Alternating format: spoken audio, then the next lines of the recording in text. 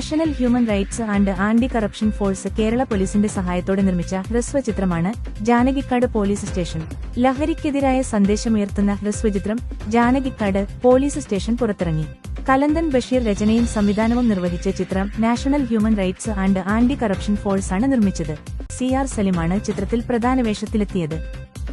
ലഹരി മാഫിയയ്ക്ക് അടിമയാകുന്ന യുവതലമുറയുടെ കുടുംബ ബന്ധങ്ങളിൽ വലിയ ആഘാതത്തിൽ ഏൽക്കുന്ന മുറിവുകളാണ് ചിത്രത്തിന്റെ ഇതിവൃത്തം. ഇമോഷണൽ ത്രില്ലർ ജോണറിലാണ് കഥ പറഞ്ഞിരിക്കുന്നത്. നിരവധി വൈകാരിക മുഹൂർത്തങ്ങൾ കൊണ്ട് പ്രേക്ഷകരുടെ മനസ്സിനെ പിടിച്ചിളക്കുന്ന ഷോർട്ട് മൂവിയാണിത്. ബെൻ ഷെറിൻ എഡിറ്റിംഗ് നിർവഹിച്ചു.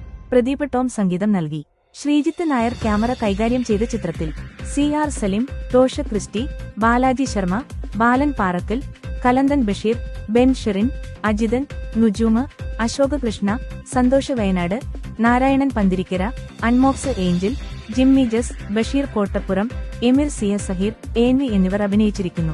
PRO MK Shejin. Entertainments and events എന്ന യൂട്യൂബ് ചാനലിലൂടെയാണ് ചിത്രം പുറത്തിറങ്ങിയത്. ജാനകിക്കാട് പോലീസ് സ്റ്റേഷൻ മികച്ച അഭിപ്രായങ്ങളോടുകൂടി സോഷ്യൽ മീഡിയയിൽ ജനപ്രീതി ആകർഷിക്കുന്നു. നമസ്കാരം. Janakikkad police station